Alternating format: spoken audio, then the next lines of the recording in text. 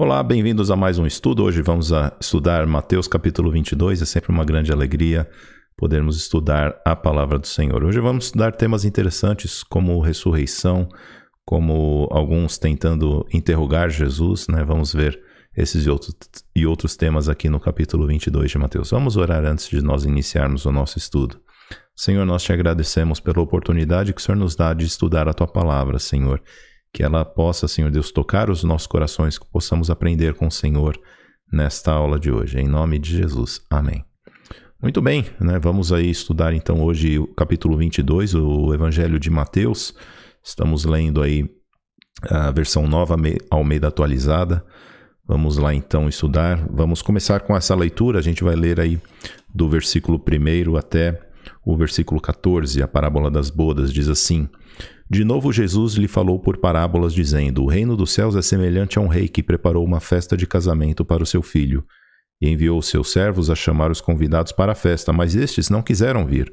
Enviou ainda outros servos, dizendo: Diga aos convidados, eis que já preparei o meu banquete. Os meus bois e animais da engorda já foram abatidos, e tudo está pronto, venham para a festa. Mas os convidados não se importaram, e se foram, um para o seu campo, outro para o seu negócio. Outros, agarrando os servos, os maltrataram e mataram. O rei ficou furioso e, enviando as suas tropas, exterminou aqueles assassinos e incendiou a cidade deles. Então disse aos seus servos: A festa está pronta, mas os convidados não eram dignos. Vão, pois, para as encruzilhadas dos caminhos e convidem para o banquete todos os que vocês encontrarem. E saindo aqueles servos pelas estradas, reuniram todos os que encontraram, maus e bons, e a sala do banquete ficou cheia de convidados. Mas quando o rei entrou para ver os que estavam à mesa, notou ali um homem que não trazia veste nupcial e perguntou-lhe: Amigo, como você entrou aqui sem veste nupcial? E ele emudeceu.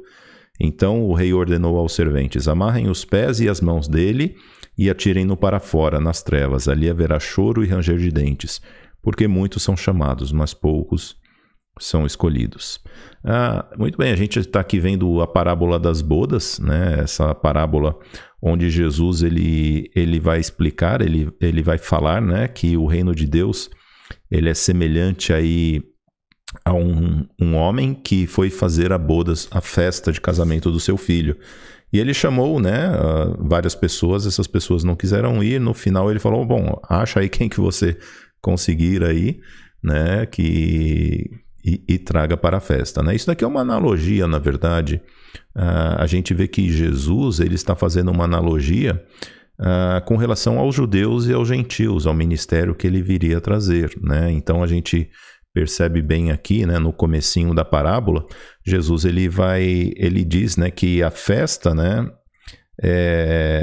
ele era os convidados, né? Ou seja, aqueles que eram os conhecidos dele, ou seja, os judeus que, na sua representatividade, pela maioria dos judeus, lógico que não todos, né? Os próprios apóstolos eram judeus, mas a gente percebe aqui que Jesus ele está dando novamente, fazendo essa analogia de que, assim como a outra parábola, né, da vinha, né? A gente estudou lá na parábola da vinha, né, que o Senhor tinha uma vinha e deixou nas mãos de alguns homens, e sempre quando ele mandava os servos e por final mandou o seu filho, aqueles homens, os trabalhadores da vinha, maltrataram. A mesma coisa é uma outra analogia. De novo, Jesus está dando a mesma lição, né? Que ele foi lá, convidou, e me chama muito a atenção que as desculpas que aqueles homens davam, né?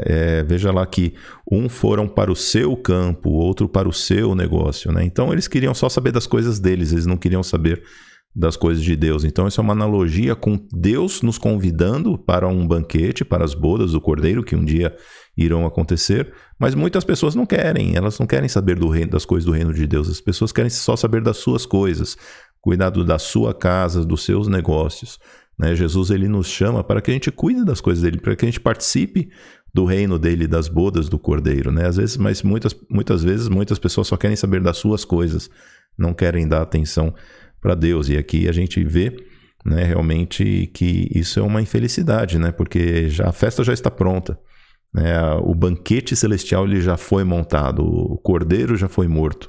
A festa está só esperando os convidados chegarem para que ela comecem. É isso que a palavra de Deus diz, né? Quando chegar a plenitude dos gentios, aí a festa começa, né? Então, tá só esperando encher de gente para o noivo chegar. É isso que mostra o reino de Deus, né? Então, Jesus ele está falando que a festa está pronta, o banquete está pronto, o reino dos céus está preparado para aqueles que aceitarem o convite de seguir a Jesus e de participarem desse banquete maravilhoso que está só aguardando aqueles chegarem. Mas muitas pessoas não querem, muitas pessoas só querem saber das suas coisas, só querem saber da sua vida, não se importam aí das coisas do reino de Deus, né? Isso é uma grande infelicidade, né? Aqui a gente vai continuar, né? Jesus, ele, assim, né? Logo depois, os fariseus queriam, né? Sentiram a cutucada, né? Veja aqui no versículo 15, né? Os fariseus se retiraram e consultaram entre si como surpreenderiam Jesus em alguma palavra. Veja que eles sabiam, né? Aquilo já não era mais indireta. Jesus ele já estava dando uma direta mesmo, né? Jesus ele já estava falando, olha,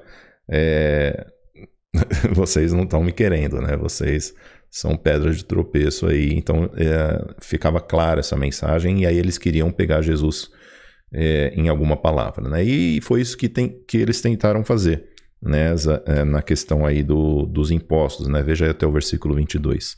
E enviaram-lhe discípulos juntamente com os herodianos para lhe dizer: Mestre, sabemos que o Senhor é verdadeiro e que ensina o caminho de Deus de acordo com a verdade, sem se importar com a opinião dos outros, porque não olha para a aparência das pessoas. Assim sendo, diga-nos o que o Senhor acha. É lícito pagar imposto a César ou não? Mas Jesus, percebendo a maldade deles, respondeu: Hipócritas, por que vocês estão me pondo à prova? Mostrem-me a moeda do imposto. Trouxeram-lhe um denário. E Jesus perguntou: De quem é esta figura e essa inscrição? Eles responderam: De César. Então Jesus lhe disse: Deem, pois, a César o que é de César, e a Deus o que é de Deus. Ouvindo isto, se admiraram e, deixando-o, foram embora. Veja que esses homens eles queriam pegar Jesus no pulo, por isso que já levaram até os herodianos, que era a guarda de César. Por que eles queriam pegar Jesus no pulo? Porque eles perguntaram: é lícito, a gente deve pagar imposto ou não? Se Jesus falasse deve pagar imposto, os judeus iam ficar bravos com ele, porque ia falar o quê? A gente não deve pagar imposto, né? O Messias veio para libertar a gente do jugo romano.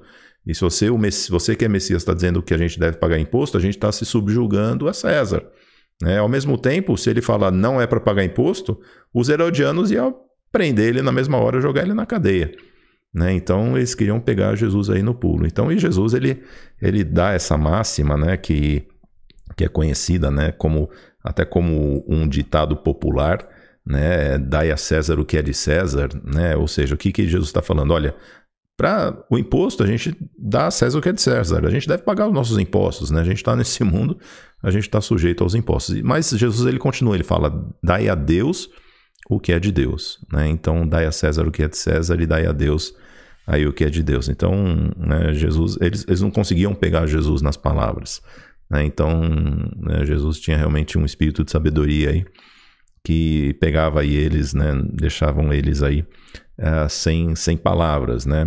Mas eles não contentes, né? Não os fariseus, agora os saduceus, né? Olha o que diz aí do versículo 23 até o 33. Naquele dia, alguns saduceus que dizem não haver ressurreição aproximaram-se de Jesus e lhe perguntaram: Mestre, Moisés disse: se alguém morrer não tendo filhos, o irmão desse homem deve casar com a viúva e gerar descendentes para o falecido. Ora, havia entre nós 7 irmãos. O primeiro, tendo casado, morreu e, não tendo deixado descendência, deixou sua mulher para o seu irmão. O mesmo aconteceu com o segundo, com o terceiro, até o 7º. Por fim, depois de todos, morreu também a mulher. Portanto, na ressurreição, de qual dos 7 ela será esposa? Porque todos casaram com ela. Jesus respondeu: o erro de vocês está no fato de não conhecerem as Escrituras nem o poder de Deus. Porque na ressurreição nem casam, nem se dão em casamento, mas são como os anjos do céu. Quanto à ressurreição dos mortos, vocês nunca leram o que Deus disse a vocês? Eu sou o Deus de Abraão, o Deus de Isaque e o Deus de Jacó. Ele não é Deus de mortos, e sim de vivos. Ouvindo isto, as multidões se maravilharam da sua doutrina. Veja aqui que, novamente, né, a gente vê Jesus sendo questionado aí a respeito da ressurreição, né? A gente já viu isso lá no comecinho dos nossos estudos, que os saduceus, né, que eram os principais sacerdotes, eles não criam, eles não acreditavam na ressurreição, né? Eles não tinham, né, a crença na ressurreição. Então a pergunta deles não foi uma pergunta de alguém que quer saber realmente, é uma pergunta de deboche, né? Seria uma pergunta, você aí que crê na ressurreição, me diz aí, né, me responde essa daí, né, que morreu, casou 7 vezes, quando for para o céu, com quem que vai estar casado? Foi uma pergunta meio que em tom de deboche, né, com Jesus. Né? E Jesus, ele responde, né, e ele dá a sua resposta na palavra de Deus. Né? Veja que é interessante que quando Jesus ele responde uma coisa de aparentemente pessoas que estavam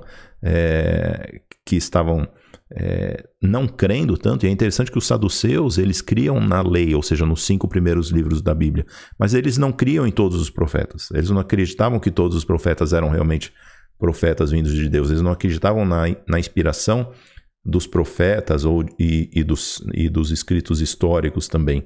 Né? Então é interessante que a gente vê, e por isso que Jesus, quando ele vai dar a sua resposta, ele vai lá na palavra de Deus. Olha lá no versículo 32, ele fala, olha, com respeito à ressurreição dos mortos, você nunca leu, né, o que Deus falou para vocês, né? Então, ou seja, e olha que interessante, né? Jesus, quando ele cita a palavra de Deus, ele fala, é Deus falando por vocês. Por isso, meus irmãos, olha o que ele fala, vocês nunca leram o que Deus disse a vocês. Por isso, a palavra de Deus é Deus falando.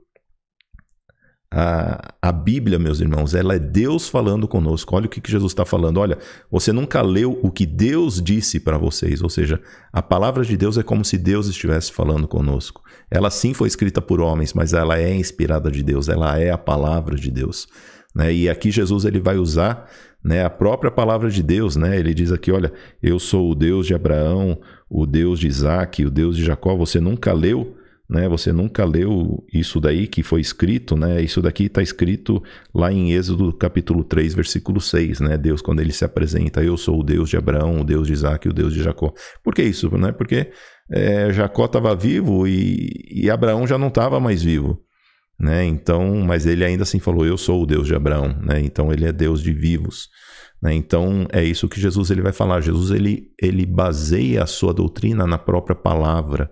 E é por isso que me chama bastante atenção que o erro dessas pessoas, né, e Jesus ele vai dizer isso, né, por que as pessoas erram, né, e por que nós muitas vezes erramos, né, e esse versículo que Jesus ele vai falar, o erro de vocês, né, vocês erram porque vocês não conhecem nem as Escrituras e nem o poder de Deus.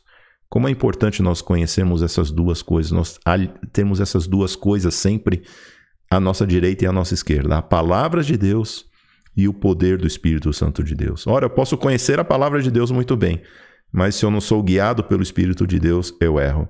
E eu posso também estar cheio do Espírito Santo de Deus, mas ainda assim, se eu não conheço as Escrituras, eu também estou sujeito ao erro.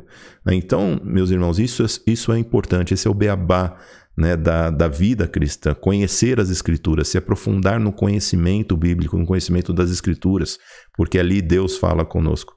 E também buscar o poder de Deus, buscar estar cheio do Espírito Santo de Deus, buscar o poder de Deus, porque é isso que faz a diferença nas nossas vidas. As Escrituras aliadas ao poder de Deus. Uma coisa sozinha, sem a outra, nos leva ao erro, mas essas duas coisas nos fazem andar no caminho correto, no caminho que nos leva aí à vida eterna, né? Um caminho que agrada ao Senhor. Então, bastante interessante isso. Né, que isso é uma grande lição para a gente, né, da gente sempre estar buscando aí a palavra de Deus e também o poder do Espírito Santo de Deus. Né? Não ainda contentes, né? Veja aqui que esse capítulo, Jesus ele é colocado à prova, né? Várias perguntas, né? No versículo 34, olha o que diz. Entretanto, os fariseus, sabendo que Jesus havia silenciado os saduceus, reuniram-se em conselho. Olha que interessante, né? Eles viram lá, olha, pegaram os saduceus tentaram pegar ele e não conseguiram. Vamos a gente tentar pegar Jesus agora. Né? Vamos ver se Jesus conhece mesmo a Bíblia. Né? É isso que eles estavam tentando fazer, né? Olha lá. Versículo 35. E um deles, intérprete da lei, querendo pôr Jesus à prova, perguntou-lhe, mestre, qual é o grande mandamento na lei? Jesus respondeu, ame o Senhor seu Deus de todo o teu coração, de toda a sua alma e de todo o seu entendimento. Este é o grande e primeiro mandamento. O segundo, semelhante a esse, é: ame o seu próximo como você ama a si mesmo. Destes 2 mandamentos dependem toda a lei e os profetas. Então, olha o que Jesus ele fala, né? Aqui, um ensinamento maravilhoso de Jesus. Eles queriam saber se Jesus sabia qual era o grande mandamento. E é óbvio, né, que Jesus ele conhecia não só o primeiro, como ele já falou o segundo também, né? E Jesus aqui ele vai ensinar aos fariseus, né? E os fariseus aqui nem era tanto, a gente percebe que nem era tanto um tom de deboche, mas algo como e até a gente vê também essa mesma citação em outros evangelhos também, né? A gente vê lá em Marcos capítulo 12, né? Se vocês quiserem estudar depois, Marcos 12, de 28 a 31, fala aí sobre essa mesma narrativa, onde é um diálogo com Jesus, com esse fariseu, né? E ali não era tanto um tom de deboche, era realmente algo genuíno daquele homem, né? E até esse próprio homem que coloca, né, que fala isso também, né, da dependência da lei e dos profetas deste grande mandamento, porque é um mandamento que resume todas as coisas, né? Qual que é esse grande mandamento? Em primeiro lugar, é o que está lá em Deuteronômio capítulo 6, versículo 4, né, que é 6 de capítulo 4 até o versículo 6, né, que é esse mandamento, né, de amar ao Senhor de todo o seu coração, de toda a sua alma e de toda a sua força, né? Isso daí você vai lá encontrar lá em Deuteronômio, capítulo 6, versículos 4 até 6, né? É isso que você vai encontrar, né? Esse amará ao Senhor teu Deus de todo o teu coração, de toda a tua alma, ou de toda a tua força, ou de todo o seu tudo, tá? Essa força não é a palavra traduzida certa do hebraico, é com todo o seu tudo, com tudo aquilo que você tem, né? Isso é na melhor tradução aí do hebraico. E o segundo mandamento que Jesus coloca está lá em Levítico 19, 18. Jesus não estava inventando, de novo, Jesus estava citando a lei, né? Amarás, pois, o Senhor teu Deus... amarás ao próximo como a ti mesmo, né? É a parte B de Levítico 19, 18. Então a gente vê aqui Jesus ensinando, né? Nos dando esse ensinamento. O que é interessante, né? Porque às vezes a gente lê tanto a Bíblia e a gente se esquece do principal. Amar a Deus, amar ao próximo. Esses são os dois maiores mandamentos. A gente pode cumprir vários outros mandamentos, né? Mandamentos aí como a ceia do Senhor, mandamentos como ajudar as pessoas, mandamento como não mentir, não roubar, mas às vezes a gente se esquece que esses dois mandamentos resumem todos os outros mandamentos. Se a gente realmente buscar amar ao Senhor com todo o nosso coração, com toda a nossa alma, com todo o nosso tudo, e também amar ao próximo como nós amamos a nós mesmos, a gente vai estar cumprindo automaticamente a lei, né? Então isso é interessante aí de Jesus, desse ensinamento maravilhoso de Jesus, né? Que a gente possa se debruçar, sempre estar meditando sobre esses dois grandes mandamentos, né? Se tem um versículo da Bíblia que a gente precisa decorar, que todo judeu decora, na verdade ele recita esse mandamento toda vez quando ele acorda e toda vez quando ele vai dormir, é esse Deuteronômio 6, de 4 a 6.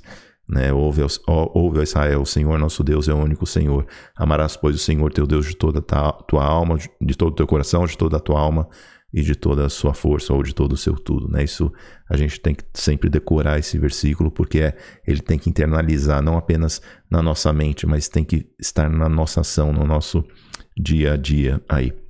E por fim, a gente vai ver, né, que eles não conseguindo, né, não contentes, né, eles estavam sim tentando pegar Jesus, né? É aquela coisa, né? Estão tentando ver se Jesus, que era o autor da palavra, que é o próprio Deus, né, conhecia a sua própria palavra, né? Mas eles não conseguiam, e por fim aqui Jesus ele vai até calar eles, de maneira que eles não vão perguntar mais. Olha o que diz lá. Né?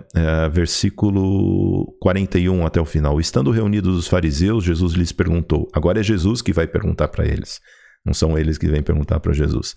O que vocês pensam do Cristo? De quem é filho? Eles responderam, de Davi. E Jesus perguntou, então como é que Davi, pelo Espírito, chama o Cristo de Senhor, dizendo, disse o Senhor ao meu Senhor, sente-se à minha direita até que eu ponha os seus inimigos debaixo dos seus pés. Portanto, se Davi o chama de Senhor, como ele pode ser filho de Davi? E ninguém podia lhe responder uma palavra a partir daquele dia. Ninguém mais ousou fazer perguntas, né? Aqui, o que está acontecendo aqui? Jesus está citando o Salmo 110, que é conhecido por ser um salmo messiânico, né? Então, quando diz, disse o Senhor ao meu Senhor, então o que está dizendo é o seguinte: disse o Senhor, aqui esse primeiro Senhor seria Jeová, a Adonai, ao meu Senhor. Ou seja, esse segundo Senhor que seria o Messias, né? Então, é isso que ele está dizendo, né? Ele está chamando de Senhor, ou seja, é como se Deus estivesse falando para o Messias, né? Olha, sente-se aqui à minha direita, lembrando que Jesus ele está à destra de Deus, né? Ou seja, sente-se à direita, esteja à minha direita, né? E a gente sabe que o Messias, né, Jesus, ele está à destra de Deus, por isso que Deus, né, o primeiro Senhor é o próprio Pai, disse ao meu Senhor, Davi chama ele de Senhor também. Sente-se à minha direita até que eu ponha os seus inimigos debaixo dos seus pés. Né? Então a gente vê aqui Davi chamando o Messias de meu Senhor. Né? E ele fala, como que vocês falam que ele é filho de Davi? E, né, por quê? Porque o pai não chama o filho de Senhor. Né? É o contrário, é o filho que chama Davi por Senhor. Né? Então, como que ele pode ser? E aqui ele estava falando da superioridade do Messias com relação a Davi. Né? Do Messias, ele é tão superior a Davi, né? Porque a gente só chama de Adonai, de Senhor, aquele que é Deus. Né? Então, aqui Jesus ele está colocando, né, e mostrando, né, como ele é superior a todas as coisas, né? Como ele é superior a tudo isso, né? Ele é superior, ele é o autor da palavra, ele é o próprio Deus, né? Então, que capítulo maravilhoso, né? Mas, de novo, eu gostaria de encerrar esse capítulo, né, vendo de novo aquele versículo, né? Que às vezes nós erramos por não conhecer as Escrituras e nem o poder de Deus. Por que isso é tão importante? Veja que aqueles homens, os fariseus e os saduceus, eles queriam saber se Jesus, né, queriam pegar Jesus, né, no erro. E quando eles foram tentar enganar a Deus, ou tentar armar uma para Deus, né, digamos assim, eles acabaram descobrindo que eles não conheciam a palavra de Deus. Né? E quantas vezes a gente se achega a Deus e a gente não conhece a sua palavra? Quantas vezes a gente chega para Deus querendo dar um jeitinho com Deus, Senhor, faz isso, Senhor, faz aquilo, quero ver se o Senhor, né? E no final das contas a gente descobre que nós não conhecemos a palavra de Deus, né? E aí nós acabamos caindo em erro, né? Isso é uma grande lição para a gente, né? Nós que nos achegamos a Deus precisamos conhecer a sua palavra, precisamos nos debruçar, né, na sua palavra, precisamos conhecer muito bem a sua palavra. Isso agrada a Deus, isso é do agrado de Deus, que nós o conheçamos, né? Nós precisamos, né, como diz o livro de Oséias, né, conheçamos e continuemos a conhecer a Deus, né? Sempre o conhecer a Deus, buscar o conhecimento de Deus é algo que é constante. Não é porque eu já li a Bíblia uma vez que eu não tenho que ler 2 vezes, não é porque eu já li 5 vezes que eu não tenho que ler a 6ª vez. Nós temos que estar sempre buscando conhecer as Escrituras e ao mesmo tempo nós estaremos nos enchendo do Espírito Santo de Deus e dessa mensagem maravilhosa do Evangelho, que é o poder de Deus. O poder de Deus é o Evangelho, é a mensagem de que Jesus Cristo morreu e ressuscitou ao 3º dia, está à destra do Pai. Isso é algo maravilhoso. Quando nós lemos a palavra de Deus, crendo nisso, a nossa vida é mudada de uma maneira maravilhosa. Que possa ser assim com a minha vida e também com a sua vida. Vamos orar. Senhor Deus, muito obrigado pela Tua palavra. Que a cada dia nós possamos conhecer mais e mais a Tua palavra e estarmos sendo cheios, enchidos do Teu Santo Espírito para que possamos viver uma vida que Te agrade. Em nome de Jesus. Amém. Amém. Que Deus abençoe a sua vida. Até o próximo vídeo.